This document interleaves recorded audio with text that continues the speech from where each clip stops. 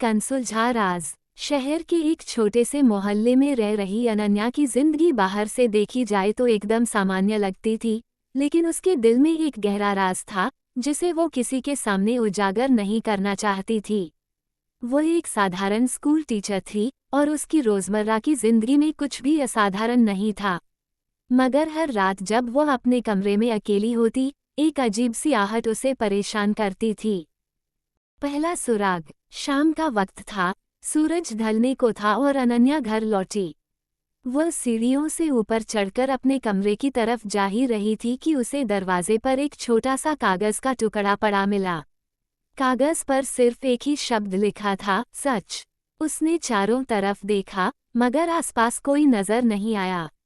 वह कागज को उठाकर कमरे में ले गई और सोचने लगी कि आखिर इसका क्या मतलब हो सकता है।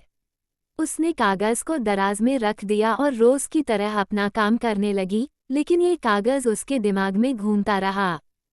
गुजरा हुआ कल। अनन्या की जिंदगी में एक ऐसा दौर भी था जिसे वह भुला चुकी थी, या यूं कहें कि भुलाने की कोशिश कर रही थी। 10 साल पहले उसकी बड़ी बहन सुजाता अचानक गायब हो गई थी। पुलिस ने कई दिन तक उसकी तलाश की, लेकिन सुजाता का कोई सुराग नहीं मिला। अनन्या उस घटना को एक बुरे सपने की तरह भूल चुकी थी, मगर उस कागज के टुकड़े ने उस पुराने दर्द को फिर से जिंदा कर दिया था। रात की आहट। उस रात अनन्या को नींद नहीं आ रही थी। वह बार बार उस कागज के बारे में सोच रही थी। अचानक उसे फिर से वही आहट सुनाई दी जो पिछले कुछ दिनों से उसे परेशान कर रही थी। यह आवाज बहुत हल्की थी, जैसे किसी ने उसके कमरे के बाहर से गुजरते हुए फुसफुसाहट की हो।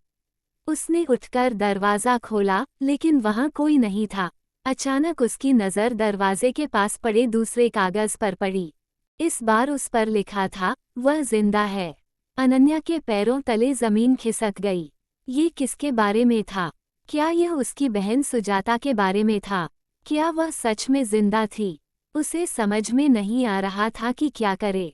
अगले दिन वह काम पर नहीं गई। उसने खुद को घर में बंद कर लिया और सोचने लगी कि आखिर ये क्या हो रहा है। सच की खोज। कुछ दिनों तक अनन्या ने खुद को संभाला और उन कागजों को इकट्ठा करती रही। हर दूसरे तीसरे दिन उसे एक नया कागज मिलता और हर कागज में एक नया संदेश होता। एक कागज पर लिखा था, पुरानी हवेली में जवाब है। ये हवेली उनके पुराने मोहल्ले में थी, जहां उनका बचपन बीता था और जहां से सुजाता गायब हुई थी। अगली रात वो पुराने मोहल्ले की उस हवेली में गई।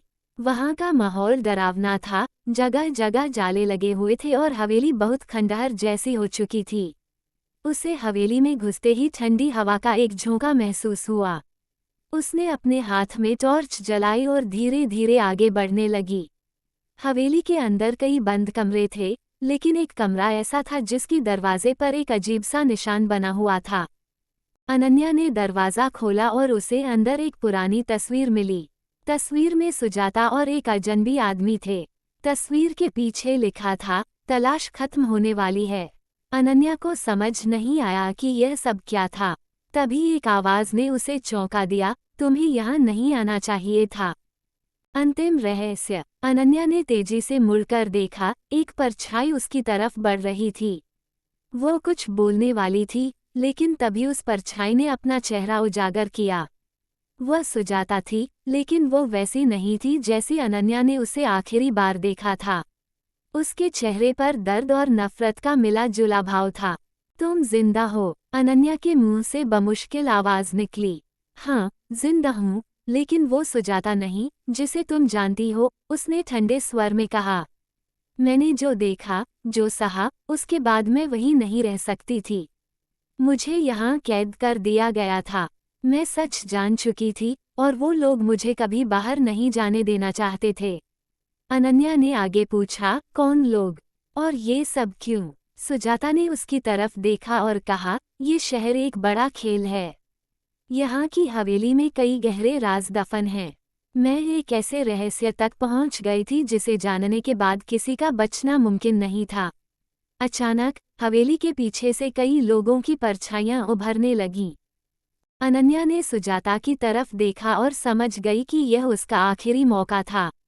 उसने सुजाता का हाथ पकड़ा और कहा, चलो यहाँ से निकलते हैं। सुजाता ने एक पल के लिए सोचा और फिर कहा, नहीं, मुझे यहीं रहना होगा, लेकिन तुम्हें जाना होगा, सच का सामना करना है तो इसे जिंदा छोड़ दो। अधूरा सच। अनन्या को सुजाता को छोड़कर भागना पड़ा। वो अपने घर वापस लौटी, लेकिन उसका दिल भारी था। क्या उसने सच में अपनी बहन को खो दिया था या वह अब भी किसी राज में फंसी हुई थी? हर रात अनन्या को अब भी उन कागजों का इंतजार रहता है। शायद अगला संदेश उसे उस अनसुलझे रहस्य के और करीब ले जाए।